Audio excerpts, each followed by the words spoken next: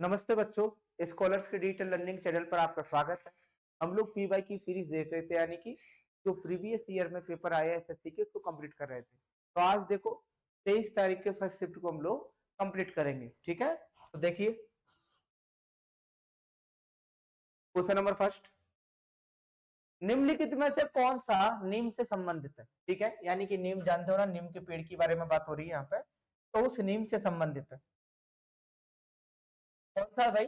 पंखाकार। ठीक है, यहाँ पर पत्तियों की व्यवस्था यानी कि पत्तियां कैसे होती है, किस तरीके से अरेंज होती है, अरेंजमेंट ऑफ लीव्स की बात हो रही है, यानी कि पत्तियों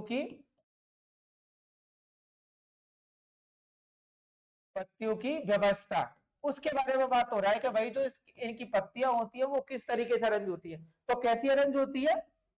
पिनेटली। इसका मतलब क्या होता है? एक शिरा होती है बीचों बीच में, जैसा कि ये एक शिरा दी हुई है, ठीक है, और जो पत्तियां हैं वो बराबर बराबर इस तरीके से निकली होंगी, एक के साथ में एक, ठीक है, एक दूसरे से कनेक्ट होती हुई।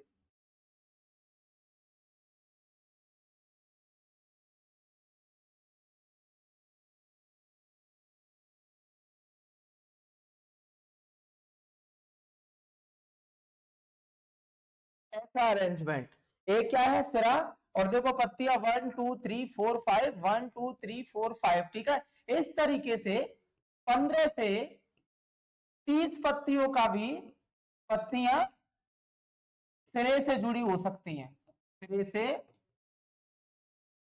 जुड़ी हो सकती हैं।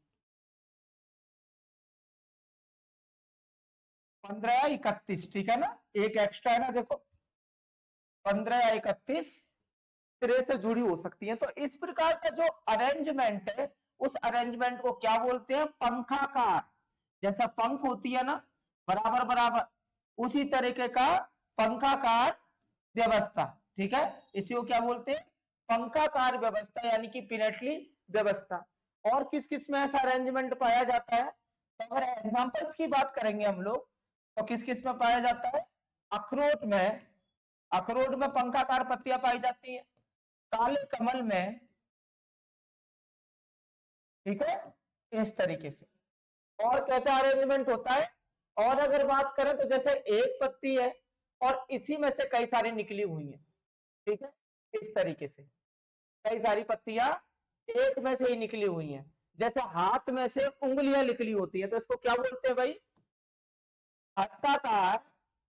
हस्ताकार यानी कि पाम ट्री, ठीक है ना, क्या बोलेंगे? पाम ट्री अरेंजमेंट, इसको क्या बोलेंगे? Palm tree arrangement. देखिए, तो इसको भी ध्यान रखना,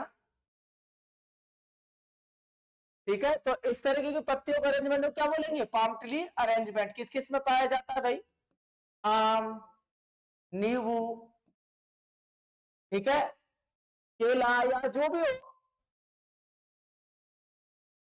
और पंखी की तरह अरेंजमेंट किस में पाया जाता है? नीम में, अखरोट में, काले कमल में। तो ये दो प्रकार की पत्तियों का अरेंजमेंट है। तो यहां पर किसके लिए पूछा था? नीम से, तो क्या हो जाएगा? पंखाकार प्लेंटली, ठीक है।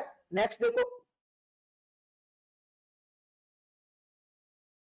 वर्ष 2002 में आशा भोसले ने किस फिल्म के लिए सर्वश्रेष्ठ पार्श्व गायक और गायिका वर्ग में अंतरराष्ट्रीय फिल्म भारतीय फिल्म अकादमी आईफा पुरस्कार जीता? किसने जीता? आशा भोसले। आशा भोसले कौन है?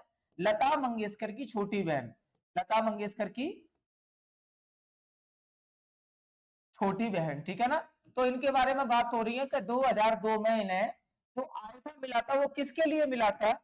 गायिका है, किसके लिए मिला था इनको आईफा? लगान मूवी के लिए। लगान मूवी के लिए कौन सा गाना था? इन्होंने कौन सा गाना गाया था लगान मूवी में? लगान मूवी में कौन सा गाना गाया था? राधा कैसे न जले, ठीक है। मधुबन में जो कान्हा किसी गोपी से मिले, राधा कैसे ना जले, इस सॉन्ग के लिए, जो कि किसने निर्देशित किया था? म्यूजिक डायरेक्टर कौन थे इसके? A R Rahman. कौन थे? A R Rahman. मूवी किसने बनाई थी? आशुतोष गोविरकर, ठीक है ना।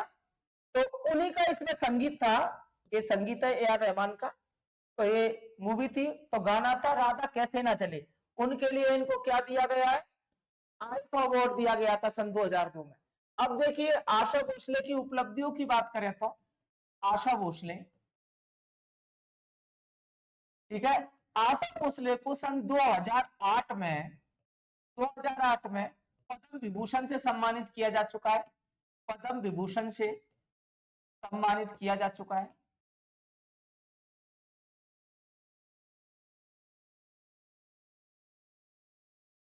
ठीक है, 7 बार फिल्म फेयर पुरस्कार, 7 बार फिल्म फेयर अवार्ड मिल चुका है इनको। 2 बार राष्ट्रीय अवार्ड मिल चुका है, 2 बार राष्ट्रीय अवार्ड। कब मिला था, 1988 में एवं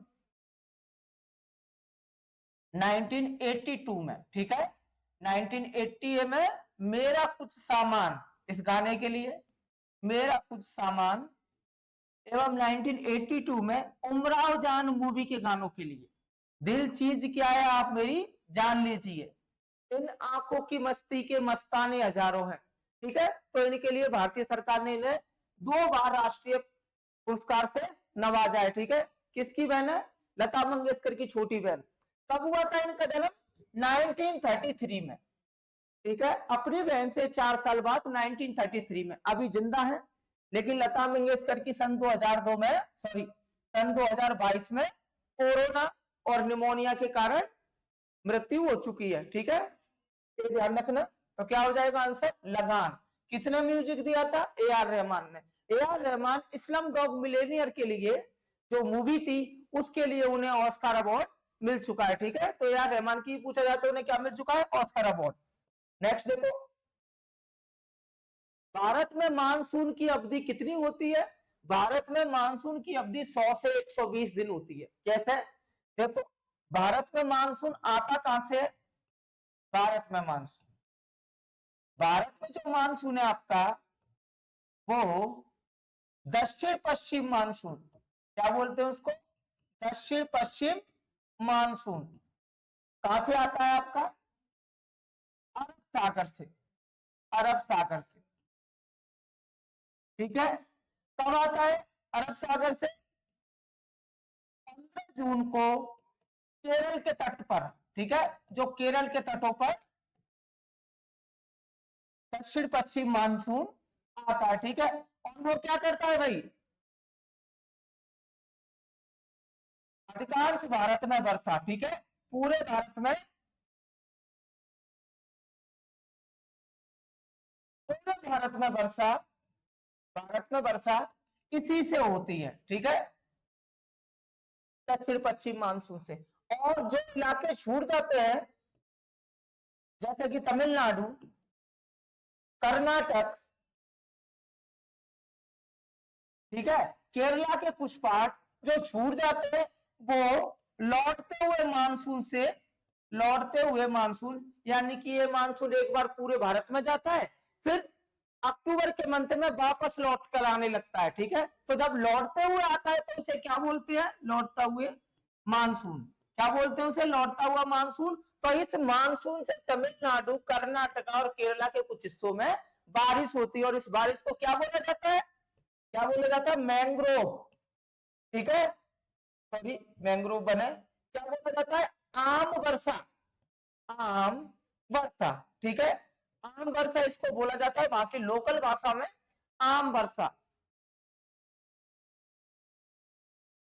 क्या हो जाएगा आंसर, 100 से 120 दिन का होता है। नेक्स्ट, भारतीय उपमहाद्वीप के उत्तरी मैदान का निर्माण 3 प्रमुख नदी प्रणालियों और उनकी सहायक नदियों की परस्पर क्रिया से हुआ है। दिए गए विकल्पों में से किसी असंगत का चयन कीजिए। ठीक है, यहां पर किसकी बात की जा रही है, उत्तरी मैदान की, यानी कि ऊपर वाली नदियों की। तो भाई ऊपर वाली नदियां कौन कौन सी है इसमें, ब्रह्मपुत्र, गंगा एवं इंडस, यानी कि सिंधु नदी, सिंधु नदी। ठीक है, इन तीनों नदियां तो उत्तर के मैदान की हैं, इनकी अगर बात करें उत्तर के मैदान की। अगर इनसे अलग, क्योंकि यहाँ पर किसकी बात की गई है, असंगत की, तो अलग में कौन आएगा, गोदावरी। गोदावरी कहां पर फ्लो करती है, महाराष्ट्र के नासिक से निकलती है, ठीक है, और उसके बाद में राज्यों से गुजरती हुई बंगाल की खाड़ी में ये गिरती है। तो ये किसकी है, प्रायद्वीपीय भारत की। ये किसकी नदी है भाई, प्रायद्वीपीय भारत की। तो ये क्या है, यही अलग पार्ट है, यहां से निकलकर जाती है बंगाल की खाड़ी में, ड्रेन होती है नासिक, नासिक महाराष्ट्र। तो कौन सी है, अलग। कितनी लेंथ है इसकी, कितनी लेंथ है, 1465 किलोमीटर। कहां से निकलती है, नासिक जिला त्र्यंबकेश्वर की पहाड़ियां, नासिक जिला त्र्यंबकेश्वर की, त्र्यंबकेश्वर की पहाड़ियां, पहाड़ियां वहां से निकलती है, ठीक है। तो ये तीनों ऊपर की जो नदी है कैसी है, ये उत्तरी मैदान में जल प्रणाली यानी कि जल की व्यवस्था करती है। अच्छा देखो, इंडस नदी कितनी लंबी है, 3200 किलोमीटर लॉन्ग, कहां से निकलती है, तिब्बत से। ब्रह्मपुत्र कितनी लंबी है, 2900 किलोमीटर लॉन्ग, कहां से निकलती है, तिब्बत से। एवं गंगा कहां से निकलती है, कितनी लंबी है, 2525 किलोमीटर लॉन्ग, उत्तराखंड के गंगोत्री से निकलती है, ठीक है। दो नदी आपकी तिब्बत से आती है, तीसरी जो गंगा है जो 2525 किलोमीटर है, ये कहां से आती है, आपके उत्तराखंड से, ठीक है। तो भारत की सबसे लंबी नदी की बात करोगे तो कौन सी हो जाएगी, गंगा, ठीक है। बाहर से बात करोगे तो सिंधु।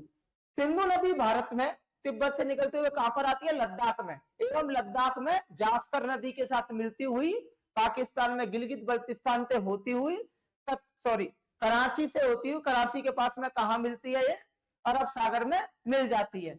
उसके बाद बात करते हैं ब्रह्मपुत्र। ब्रह्मपुत्र आपके मानसरोवर झील से निकलती है, तिब्बत में जो मौजूद है, और वहां से निकलती हुई भारत में अरुणाचल प्रदेश के रास्ते प्रवेश करती है, तथा आसाम से होती हुई बांग्लादेश में जाती है, फिर गंगा के साथ मिलकर बंगाल की खाड़ी में गिरती है, बांग्लादेश से होती हुई। वहां पर मैंग्रोव वन का निर्माण करती है, जिसे सुंदरबन डेल्टा कहते हैं, जो कि सबसे बड़ा डेल्टा है, ठीक है। और गंगा के बारे में तो जानते ही हैं, उत्तराखंड से निकलती हुई उत्तर प्रदेश, बिहार, झारखंड एवं पश्चिम बंगाल के रास्ते होती हुई बांग्लादेश में प्रवेश करती है, तथा आपकी ब्रह्मपुत्र के साथ मिलकर बंगाल की खाड़ी में गिरकर सुंदरबन डेल्टा, जो कि सबसे बड़ा डेल्टा है, उसका निर्माण करती है। तो ये गंगा नदी, ठीक है ना। तो नेक्स्ट देखिए,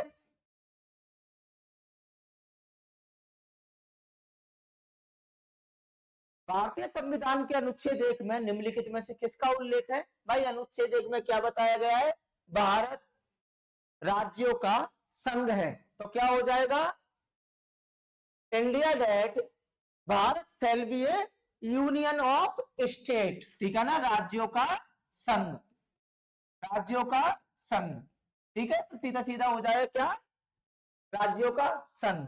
नेक्स्ट देखो,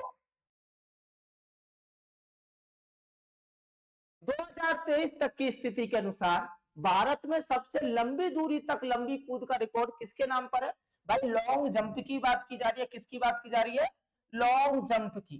तो ये रिकॉर्ड किसके पास है, अभी तक का सबसे बड़ा रिकॉर्ड है 8.42 मीटर लॉन्ग जंप का, तो किसके नाम है, जैस्मिन एल्ड्रिन। ये कहां के एथलीट है, तमिलनाडु के एथलीट, ठीक है ना, तमिलनाडु के एथलीट, ध्यान रखना। और ये रिकॉर्ड इन्होंने कहां बनाया था, ये किसका रिकॉर्ड है, जैस्मिन एल्ड्रिन का ही रिकॉर्ड है। कहां बनाया था इन्होंने, कर्नाटक में, कहां पर, कर्नाटक में।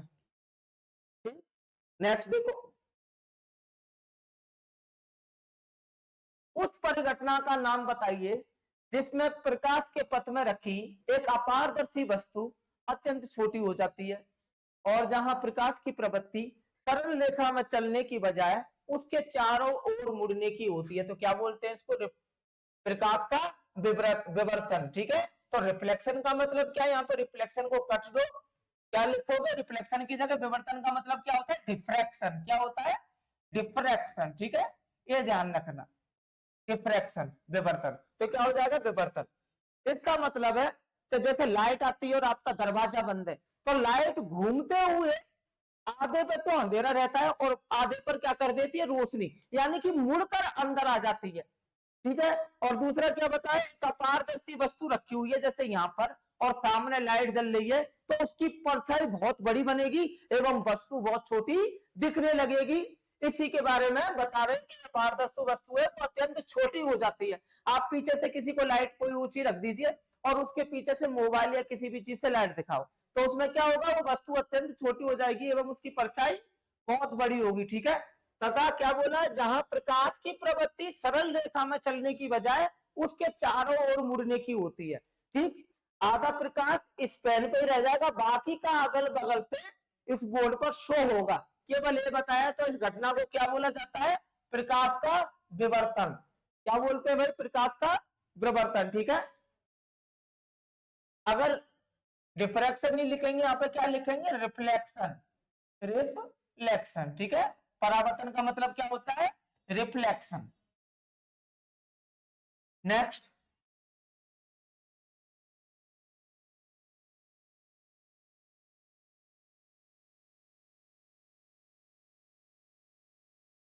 भारतीय संविधान के भाग 5 में अनुच्छेद 52 से 78 किससे संबंधित है? अनुच्छेद 52 से 78 आपके संघ की कार्यपालिका से संबंधित है। किससे?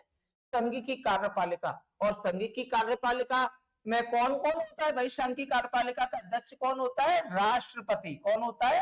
राष्ट्रपति। ठीक है। तो राष्ट्रपति से ही रिलेटेड है। अनुच्छेद 52 में क्या दिया गया है? अनुच्छेद 52 की बात करें तो अनुच्छेद 52 में भारत का एक राष्ट्रपति होगा। भारत का एक राष्ट्रपति होगा, ये बताया गया है। या अनुच्छेद 52 में राष्ट्रपति का पद दिया गया है। क्या दिया गया है? राष्ट्रपति का पद।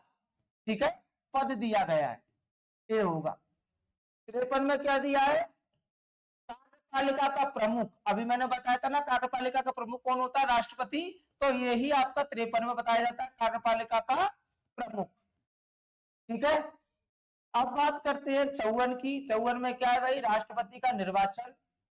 राष्ट्रपति का निर्वाचन। ठीक है। और बाकी के चलते हैं अनुच्छेद 78 पर। तो अनुच्छेद 78 में क्या दिया है? अनुच्छेद 78 में राष्ट्रपति राज्य से संबंधित, सॉरी, राष्ट्रपति राष्ट्र से संबंधित राष्ट्र से संबंधित वित्तीय एवं प्रशासनिक किसी भी मामले से संबंधित जानकारी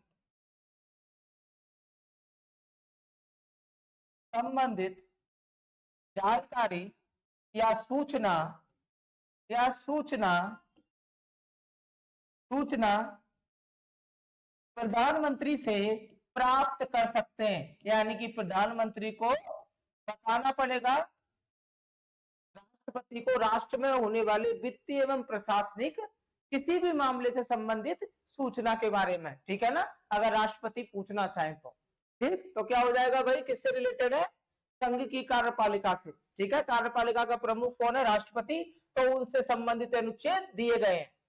नेक्स्ट देखो, मार्च 2024 तक प्राप्त जानकारी के अनुसार दुनिया के दूरसंचार बाजार में भारत का कौन सा स्थान है भाई? दुनिया के दूरसंचार बाजार में भारत का दूसरा स्थान है। कौन सा स्थान है? दूसरा स्थान है। ठीक है। अगर बात करें दूरसंचार का मतलब क्या है यहाँ पर, तो दूरसंचार किस किस को बोला गया है? दूरसंचार आपके टेलीफोन यानी कि लैंडलाइंस। ठीक है। मोबाइल, इंटरनेट, ये सारे क्या है भाई? दूर बैठे हुए व्यक्तियों से कम्युनिकेशन करने का, यानी कि संचार करने का एक तरीका। ये क्या है? एक डिवाइस है जो कि दूर बैठे हुए व्यक्तियों से क्या करवाते हैं? हम लोग का कम्युनिकेशन को करवाते हैं। ठीक है। तो उसी के बारे में बात हो रही है। तो क्या होगा? सेकंड पोजीशन पर है। तो देखिए भाई, सेकंड का मतलब क्या है? दूसरे स्थान पर तो है, लेकिन कितने लोग यूज करते हैं? 1.19 बिलियन। 1.19 बिलियन लोग भारत में दूर संचार से जुड़े हुए, चाहे मोबाइल हो, चाहे लैंडलाइन हो, चाहे कुछ भी हो। इतने सारे लोग, 1.19 बिलियन लोग दूरसंचार इस्तेमाल करते हैं भारत में, तो कौन सा हो जाएगा, सेकंड पोजीशन। ठीक है, नेक्स्ट देखो,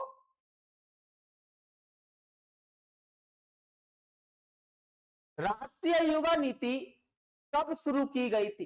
राष्ट्रीय युवा नीति मतलब क्या मतलब था इसका, युवाओं को कौशल क्षमता सिखाना, कौशल क्षमता सिखाना या उद्यमिता में यानी उद्योग में निपुण करना। ठीक है ना, ये सारी क्या है, युवा नीति का लक्ष्य था। तो ये कब आई थी, 2014 में। इसका जो उद्देश्य वो क्या है, युवाओं को रोजगार प्राप्त करने एवं आय बढ़ाने के लिए। ठीक है, ये कोर्सेज का कुछ ग्रुप है जिसमें आपको स्किल्स प्रोवाइड की जाएंगी, जिसमें आपको सिखाया जाएगा। ठीक है, चाहे वो अंशकालिक हो यानी कि कम हो, या सॉरी कम हो कोर्स की जो अवधि है, या फिर वो पूर्णकालिक कोर्स हो, कुछ भी हो, इस नीति के अकॉर्डिंग इस नीति के अंदर आपको सिखाया जाता है। ठीक है, जिससे कि युवाओं में क्या होता है, युवाओं को रोजगार मिलता है एवं उनकी आय बढ़ती है। ठीक है ना, तो ये कब नीति आई थी, 2014 में। नेक्स्ट देखो, 1924 में आयोजित भारतीय राष्ट्रीय कांग्रेस के बेलगाम अधिवेशन के अध्यक्ष कौन थे। एकमात्र कांग्रेस का अधिवेशन, बेलगाम अधिवेशन, जिसकी अध्यक्षता किसने की थी, महात्मा गांधी ने। ठीक है, किसने की थी भाई, महात्मा गांधी ने 1924 में। तो क्या हो जाएगा आंसर में, महात्मा गांधी। ठीक है, सरदार पटेल ने कब की थी, सरदार पटेल ने कब की थी भाई, 1931 में कराची अधिवेशन। कब की थी, 1931 के कराची अधिवेशन। जवाहरलाल नेहरू ने कब की थी, 1929 के लाहौर अधिवेशन की अध्यक्षता जवाहरलाल नेहरू ने की थी। आपको थोड़ा बहुत ध्यान आया हो तो इसमें क्या रखा गया था, इस अधिवेशन में क्या, पूर्ण स्वराज का नाम दिया गया था। ठीक है, और लक्ष्य में क्या रखा था, पूर्ण स्वराज। सुभाष चंद्र बोस ने कब की थी, अगर सुभाष चंद्र बोस की बात आती है तो 1938 में हरिपुरा में। ठीक है, हरिपुर में। ठीक, तो तीनों का इनका भी है। और एकमात्र एक है कांग्रेस का बेलगाम अधिवेशन, जिसकी अध्यक्षता में महात्मा गांधी द्वारा की गई। ठीक है ना, तो एकमात्र लिख लेना है, यानी कि ओनली वन समिट या only one session which presidency by या which head sorry which president is Mahatma Gandhi. Next देखो, अली अकबर खान किस वाद्य यंत्र में माहिर है, तो किसमें माहिर है, सरोद में। ठीक है, अली अकबर खान किनके पुत्र थे, अलाउद्दीन खान। किसके, अलाउद्दीन खान। तो इन्होंने इनको सिखाया था, इसका मतलब इनके पिताजी से इनकी प्रारंभिक शिक्षा हुई थी। ठीक है, ये क्या थे इनके पिता। बहन कौन थी भाई, बहन भी प्रख्यात अन्नपूर्णा देवी, अन्नपूर्णा देवी सुरबहार। ठीक है, एक इसमें थे, यानी कि पूरी फैमिली सुरबहार। और ये क्या बजाते थे, जो इनके पिताजी थे अलाउद्दीन खान, सरोद। ठीक है, और बहन सुरबहार। ठीक, तो अली अकबर खान क्या बजाते, सरोद बजाते। अगर इनके अवार्ड्स की बात करें या इनके पुरस्कार की बात करें अली अकबर खान, तो अली अकबर खान ने 1989 में पद्म विभूषण प्राप्त कर लिया था, यानी कि भारत रत्न से बस एक कदम दूर थे। ठीक है, पद्म विभूषण इन्होंने प्राप्त कर लिया था, पद्म विभूषण।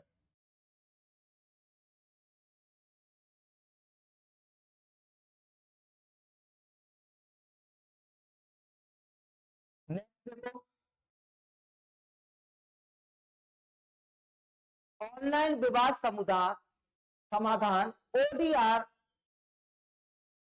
किससे संबंधित है, एवं कुछ कथन दिए गए उन पर विचार करो। इसे विज्ञान और प्रौद्योगिकी मंत्रालय द्वारा लॉन्च किया गया है, बिल्कुल गलत। ठीक है, ओडीआर डिजिटल तकनीक और वैकल्पिक विवाद समाधान की तकनीकों जैसे बातचीत, मध्यस्थता और विभाजन का इस्तेमाल करके मामलों को अदालत से बाहर किया जाने वाला समाधान है। ठीक है, तो देखो ओडीआर, जो ओडीआर है ऑनलाइन डिस्प्यूट रेजुलेशन, ठीक है ना, रेजुलेशन, ये किसने पार किया है, रिजोल्यूशन, सॉरी रेजुलेशन नहीं, रिजोल्यूशन। सेबी ने इसको बनाया, किसने बनाया, सेबी ने। और किस लिए बनाया है कि जो लोगों को न्याय में देरी होती है या फिर दो पक्षों में लड़ाई चल रही है, वो अपना मामला सुलझाना चाहते हैं या किसी से मध्यस्थता चाहते हैं अपने विवाद के बीच में, तो उसका ऑनलाइन समाधान के बारे में बताया गया है। तो ऑनलाइन आप समाधान कर सकते हो, same as procedure of court, ठीक है ना, जैसे कोर्ट की प्रोसीजर होती है, ऑनलाइन समाधान करना। क्या है इसकी खासियत, ऑनलाइन समाधान करना। आपको टाइम मिल रहा है, नहीं मिल रहा है, डेट नहीं मिल रही है कोर्ट के लिए, तो आप ऑनलाइन समाधान करा सकते हो। किसकी हेल्प से, अगर आप चाहते हो कि आपके विवाद में कोई मध्यस्थ बने, यानी कि मीडिएटर का काम करे, या फिर कोई आपका क्या बोलते हैं बातचीत करे, ठीक है, सुलह कराए, कुछ भी कराए, तो इसमें ऐसा आप कर सकते हो। ठीक है, तो ये तो बिल्कुल सही है। और तीसरा पॉइंट देखिए, आईसीटीसी के विकास और इंटरनेट के बढ़ते इस्तेमाल ने ओडीआर के लिए एक प्रमुख भूमिका निभाई है, बिल्कुल राइट है। तो कौन सा हो जाएगा भाई question, sorry option first, only 2 and 3, ठीक है, ए वाला गलत है। इसे किसने स्टार्ट किया है, सेबी ने, stock exchange board of India.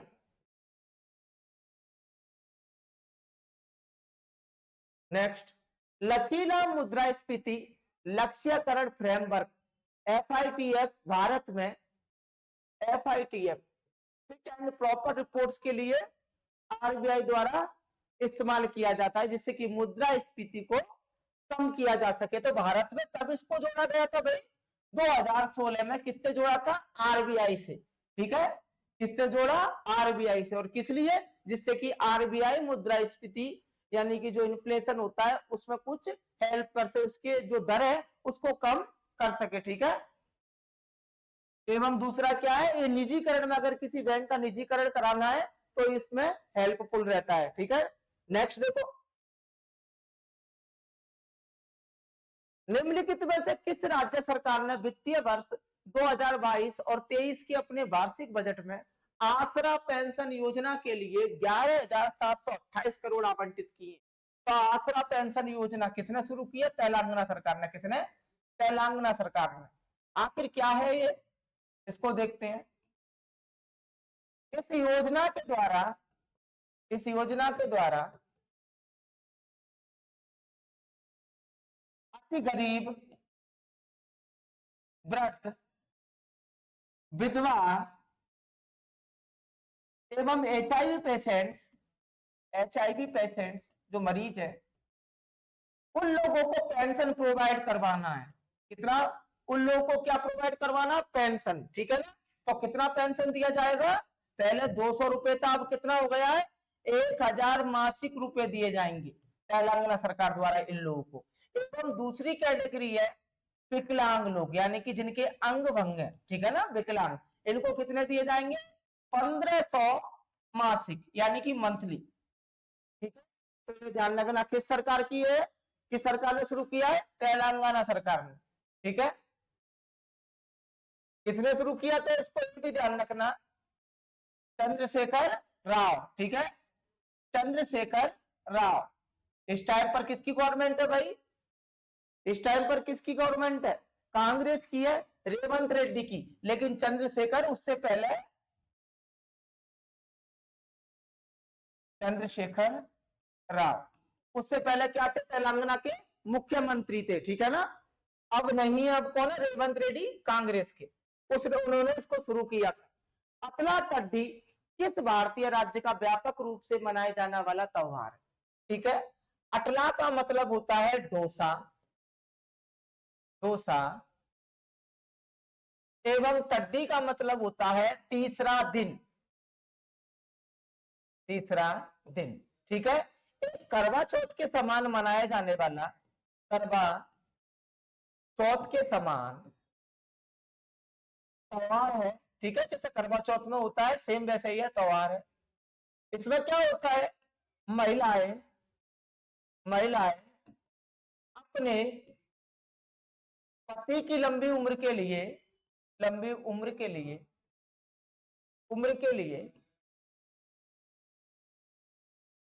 अक्टूबर माह में व्रत रखती हैं। क्या करती है? व्रत या उपवास रखती हैं, उपवास।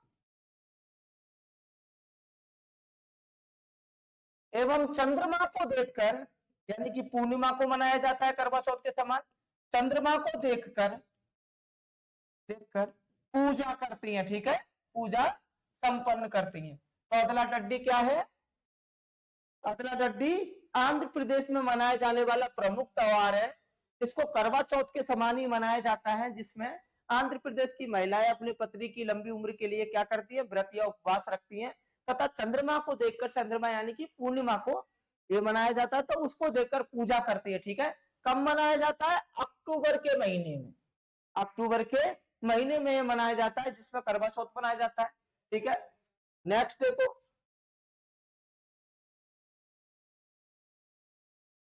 अंडमान और निकोबार द्वीप समूह में राष्ट्रीय उद्यान, जो कोई राष्ट्रीय उद्यान है, ठीक है ना, मेगापॉड, मेगापॉड क्या है भाई? मेगापॉड पक्षी है। ठीक है ना, केकड़ा खाने वाला मैकॉक ये क्या है? बंदर है। और निकोबार कबूतर तथा विशालकाय केकड़े जैसी प्रजातियां। तो भाई अंडमान निकोबार में ऐसा कौन सा है?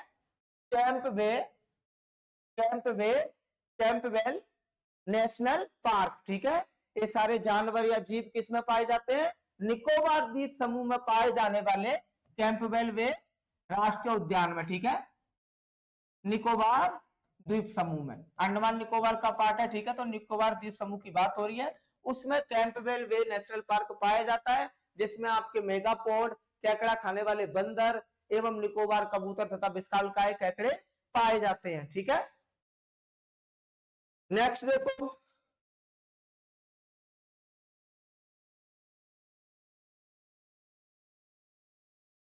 निम्नलिखित में से किस वर्ष में स्थायी बंदोबस्त लागू हुआ था? ठीक है, तो कब स्टार्ट हुआ था? 1793 में।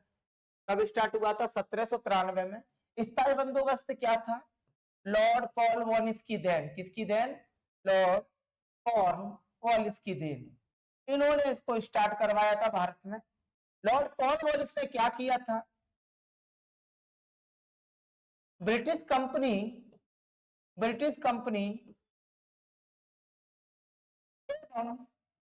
जमींदारों के बीच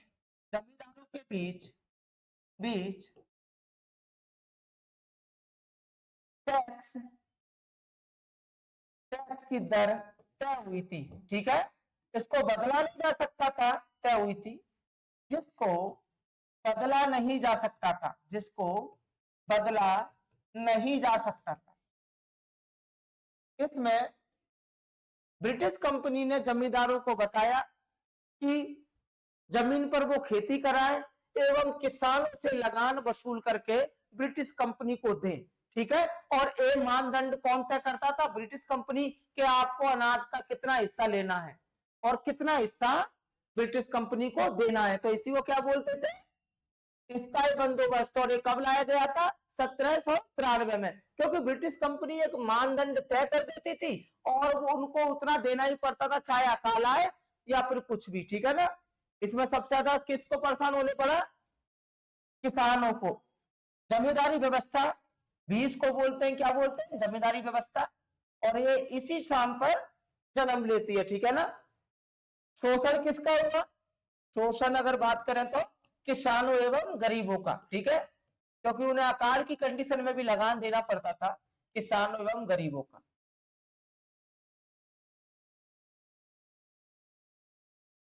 नेक्स्ट,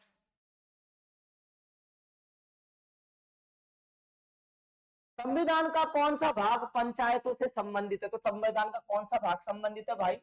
भाग 9। कौन सा भाग? भाग 9। भाग 9 आपका पंचायतों से संबंधित है। ठीक है, तो क्या हो जाएगा? भाग 9। अच्छा, पंचायतों की बात करिए तो पंचायत कब लागू किया गया भाई? पंचायत 73वें संविधान संशोधन द्वारा।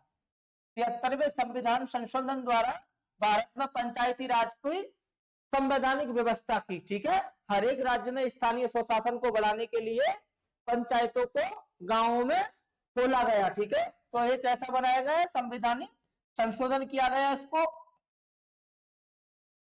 कब हुआ था भाई? 1992 एवं 93 में। पंचायत दिवस कब मनाया जाता है? यानी कि जिस दिन ये लागू हुआ था, कब लागू हुई थी भाई? पंचायती राज कब लागू हुआ था देश में? 24 अप्रैल 24 अप्रैल को 1993 को लागू हुआ था। तो 24 अप्रैल ही पंचायती दिवस के बारे में। ठीक है, तो भाग लो किससे संबंधित है? पंचायत से। नेक्स्ट, निम्नलिखित में से कौन सा युद्ध 1527 में बाबर और राणा सांगा के बीच लड़ा गया? तो कौन सा लड़ाया गया भाई?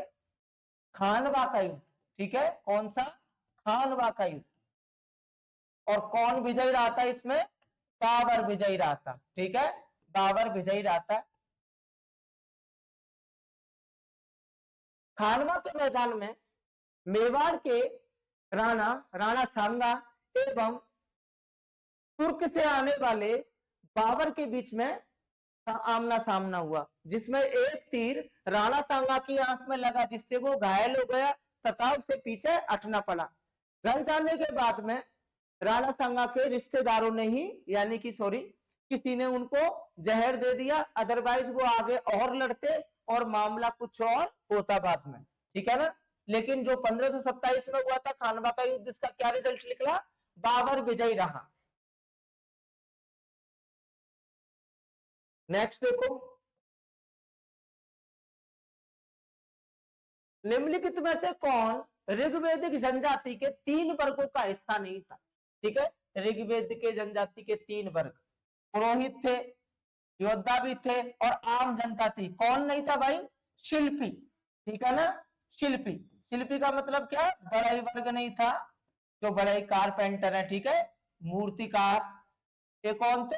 शिल्पी। एक किसकी पूजा करते थे? विश्वकर्मा की। ठीक है, विश्वकर्मा की, जिनको क्या बोलते हैं? नगर निर्माता। सोने की लंका का निर्माण भी पौराणिक काल के अनुसार विश्वकर्मा द्वारा ही किया गया था। ठीक है, नेक्स्ट देखो, निम्नलिखित में से कौन सा कथन सही है? प्रथम हरित क्रांति के कारण प्राकृतिक संसाधनों का अत्यधिक दोहन हुआ। बिल्कुल सही। प्रथम हरित क्रांति के कारण भाई, प्रथम हरित क्रांति कब शुरू हुई थी भारत में? 1968 में। क्या था इस क्रांति का उद्देश्य? उन्नत बीजों एवं रासायनिक खादों द्वारा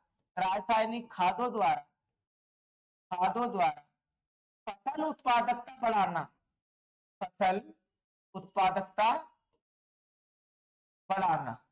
ठीक है ना, तो आप देख रहे हो इसमें ज्यादा खाद डाली जा रही है, ज्यादा इसमें पानी का इस्तेमाल होगा। ठीक है ना, तो ज्यादा पानी भी जरूरत पड़ा, ज्यादा खाद की भी जरूरत पड़ी। तो इसमें क्या हुआ भाई? प्राकृतिक संसाधनों का तो दोहन हुआ, क्योंकि ज्यादा खाद डालोगे तो डालोगे किस पे? जमीन पर। और जब जमीन पर आप खाद डालोगे तो इसका मतलब क्या है?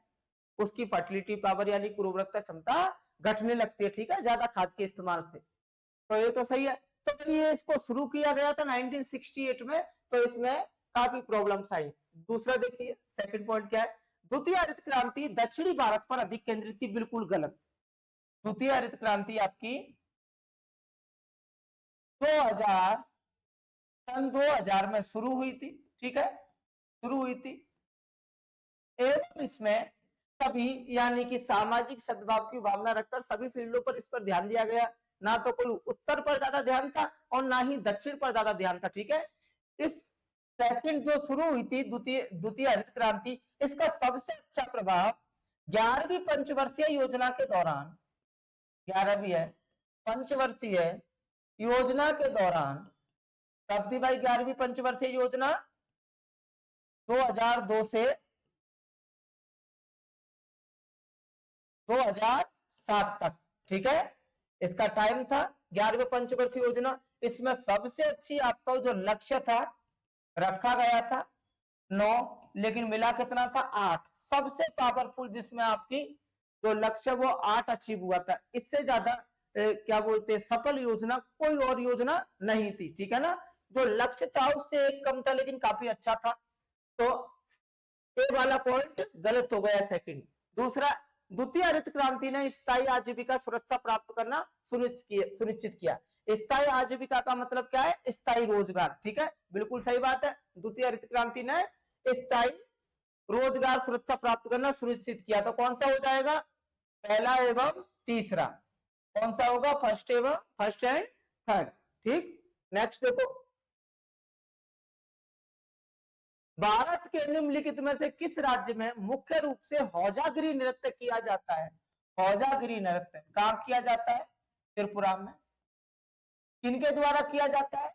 रियांग जनजाति द्वारा।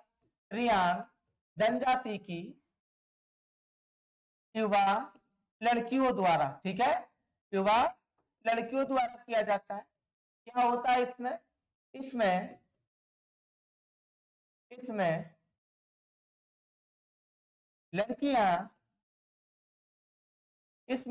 लड़कियां संतुलन को दिखाती है। किसको दिखाती है? संतुलन को दिखाती हैं नृत्य के दौरान। जैसे घड़े पर खड़े होकर सिर पर बोतल रख के डांस करना, बोतल रख कर नृत्य करना, एवं हाथों में दीपक भी होते हैं, ठीक है। तो हौजागिरी नृत्य में रियांग जनजाति की जो लड़कियां हैं, जो कि त्रिपुरा में एक जनजाति है, उसकी लड़कियां बैलेंस को शो करती है। घड़े को ऊपर खड़े होकर दोनों हाथों में दीपक रखकर एवं सर पर बोतल रखकर नृत्य को प्रस्तुत करती है। ये 6 से 12 की टीम होती है, ठीक है। नेक्स्ट देखो, तो क्या आंसर हो जाएगा? त्रिपुरा। एक रासायनिक अभिक्रिया जिसमें अभिक्रिया की दर अभिकारक के सांद्रता की प्रथम घात के अनुक्रमानुपाती होती है कहलाती है। भाई क्या बोलते हैं? फर्स्ट ऑर्डर रिएक्शन, ठीक है। First order reaction, first order reaction क्या होती है? वह अभिक्रिया होती है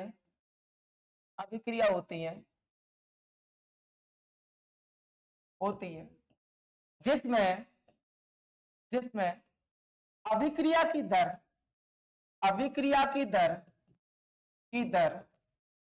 अभिकारक के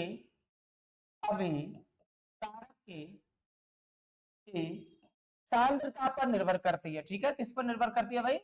सांद्रता पर निर्भर करती है। इनको क्या बोलते हैं? प्रथम कोटि की अभिक्रिया। प्रथम कोटि की अभिक्रिया वो अभिक्रिया जिसमें उसकी दर अभिकारक की सांद्रता पर निर्भर करे, यानी कि ए यहां पर अभिकारक है एवं ए उत्पाद में बदल जाता है, ठीक है। तो इसका रिएक्शन की दर, यानी कि ये जो अभिक्रिया हो रही है, इसकी दर किस पर डिपेंड करेगी? ए पर, ठीक है, ए पर निर्भर करेगी, ठीक। और अगर एग्जांपल देखना चाहें तो क्या है? N2O5 का, ठीक है। जो N2O5 का अपघटन है, N2O5 का जो अपघटन है, ठीक है, तो वो भी क्या है? प्रथम कोटि की अभिक्रिया, ठीक है ना। फर्स्ट ऑर्डर रिएक्शन क्या होगा? वो फर्स्ट ऑर्डर रिएक्शन, अगर N2O5 का भी आप अपघटन कर देखोगे। नेक्स्ट, 2004 में कबड्डी का पहला विश्व कप कहां आयोजित किया गया था? भाई कहां किया गया था? भारत में, महाराष्ट्र के मुंबई शहर में, ठीक है। मुंबई, महाराष्ट्र, मुंबई के महाराष्ट्र में इसका आयोजन किया गया था। और किस किस के बीच हुआ था? किस किस के बीच हुआ था? भारत एवं ईरान के बीच में, ठीक है। कौन विजेता था? भारत विजेता था। कौन था? भारत विजेता था। 2004 में कबड्डी का पहला विश्व कप था, ठीक है ना। तो वो मुंबई में आयोजित किया गया था एवं किस किस के बीच था फाइनल मुकाबला? भारत एवं ईरान के। और कौन जीता? भारत। तो कहां आयोजित किया गया था? मुंबई में। कहां पर? मुंबई में, ठीक है। आपके सारे क्वेश्चन सॉल्व हो चुके हैं। अगर कोई प्रॉब्लम हो तो कमेंट सेक्शन में लिखिए। ठीक है, थैंक यू सो मच।